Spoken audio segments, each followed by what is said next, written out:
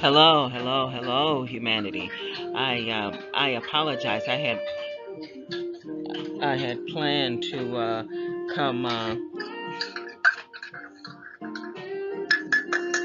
I had planned to come and bring you a new recipe again earlier today. I in fact did complete a recipe and the bread earlier today. I just didn't get the chance to record, and I'm hoping that we can bring enough variety with the recipes, so that those of us that are in the struggle, or just barely coming out of the struggle with all of the endless eating and the endless cravings, dishes that are tasty, affordable, and convenient, and that's very important, and things that we can customize and personalize to our own taste.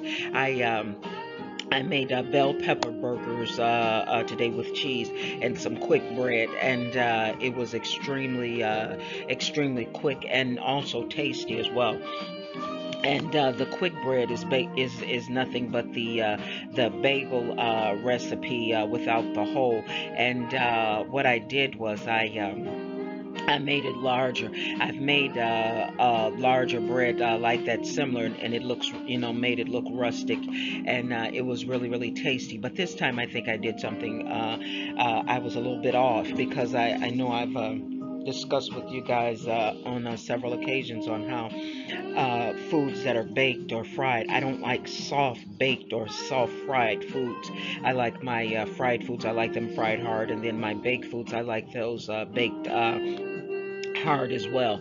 And I also shared I don't like the taste of xanthium gum. Yet for the bread, I generally depend on the xanthium gum to get my form and my shape of my bread. And what happened today, I really don't think I left my bread in the oven long enough, because it was tasty, but it just wasn't quite hard enough for me. So anyway, I'll give you the bell pepper burger recipe. It's really easy, humanity, and it's affordable, of course. And remember, all of the recipes are meat friendly. You can get you a lean cut of chicken breast, you can get you a lean cut of ground turkey, and you can chop it up and make it pliable, and just substitute the chickpeas, and just all of the remaining ingredients. Put that in with your meat, if you don't want to go with the can of chickpeas. And so that's what we start with. We start with 1 can of washed and mashed, or 1 can of washed and pulsed chickpeas, and you pour that over in your bowl. And then you're going to use 1 tablespoon of Old Bay seasoning, one teaspoon of Old Bay seasoning, and then 1 tablespoon of chicken bouillon powder. I use the powder, but they also have the liquid, so you just make that your choice. I use 2 tablespoons of garlic powder, 2 tablespoons of onion powder, one tablespoon of paprika, and I also used what else did I use? Yeah, that was it. And so then you go in with 2 tablespoons of 1 tablespoon, I'm sorry, 1 tablespoon of coconut flour, 1 tablespoon of oat flour, a teaspoon, I'm sorry, a teaspoon of pecan flour. And if you don't have pecan flour, don't, it's no big deal. Just go in with a half more cup of coconut flour, and then a half more cup of oat flour. And then you're going to use your cream cheese as a binder in order to stick it together. And if you don't have cream cheese, don't worry about it. Use an egg or two, and 1 egg, hopefully, because you want your ingredients to bind together.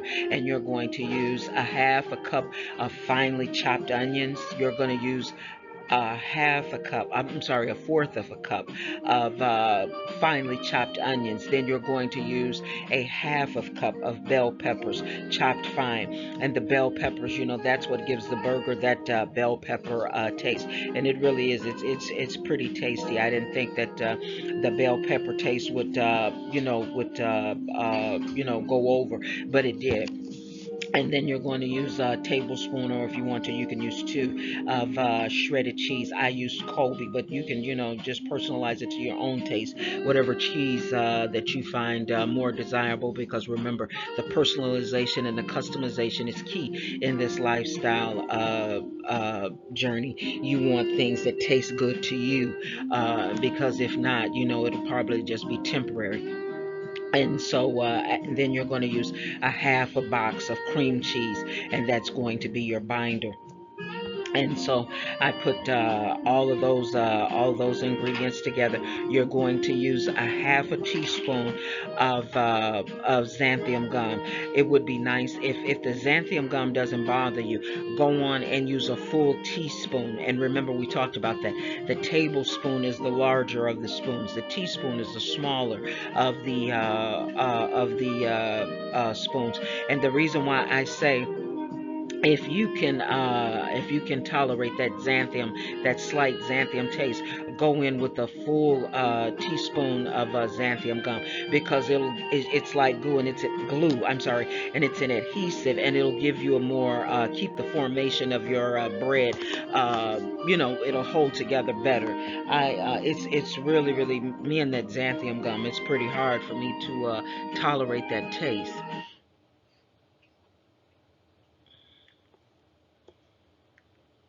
But it's such a good product. It holds your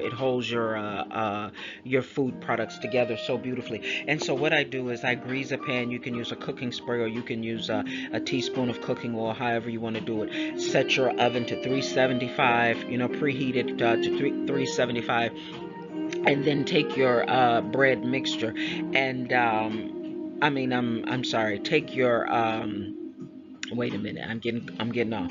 Don't put xanthium gum in your burgers. I'm getting mixed up here. Humanity. I just had an emergency, and it took me off just for a second. But so let's go back. You're going to have your one can of washed and mashed chickpeas. You got your 1/4 cup of finely chopped onions. Then you have a half of a cup of finely chopped bell pepper. And then you're going to go in with 2 tablespoons of garlic powder, 2 tablespoons of onion powder, 1 tablespoon of Old Bay seasoning, 1 tablespoon of chicken bouillon powder. I use the powder, but of course you can use the liquid if you prefer. 1 tablespoon of shredded cheese, and you can use the cheese of your choice, it doesn't matter. And then you're going to form all that together, and you're going to use a half of a box of cream cheese. You may not need that much, customize it. If you see that once you put start out with a fourth of the box, half the cream cheese, and then go half of the half, and see if you can get your hamburger mixture to stick together.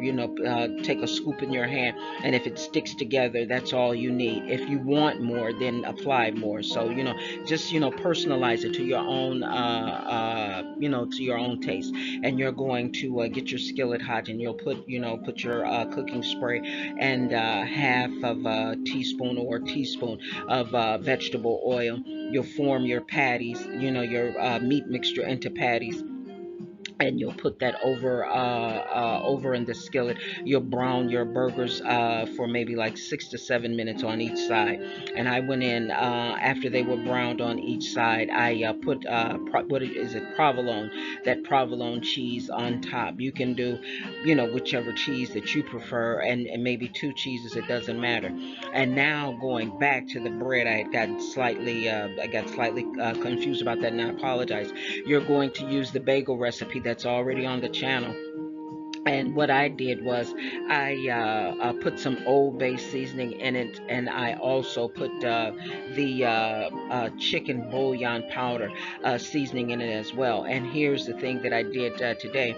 I made it large, so you're gonna make it maybe the circumference of maybe if you had maybe like a small journal, in that square shape, and then you're going to cut it in half once it's done, and you're going to brown it on both sides for maybe 7 to 8 minutes. Okay.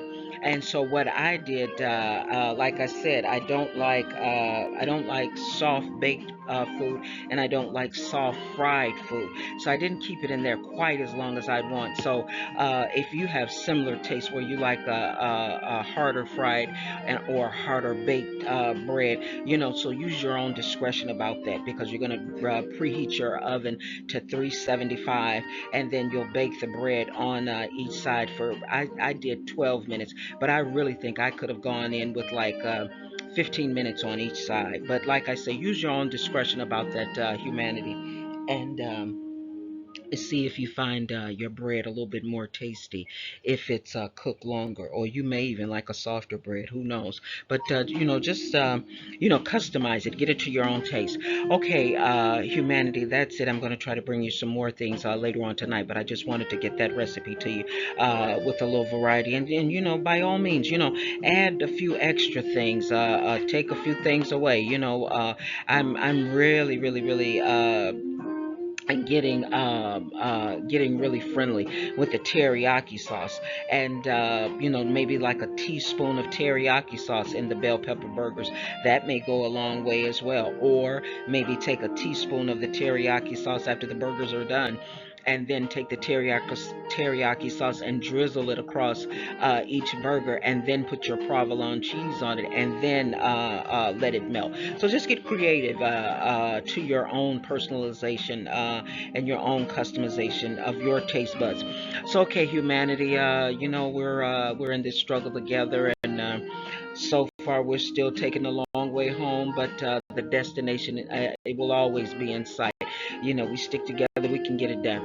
Okay, so you know how I ended. I'm going to go and get it and then bring it back to you. Take care. Bye.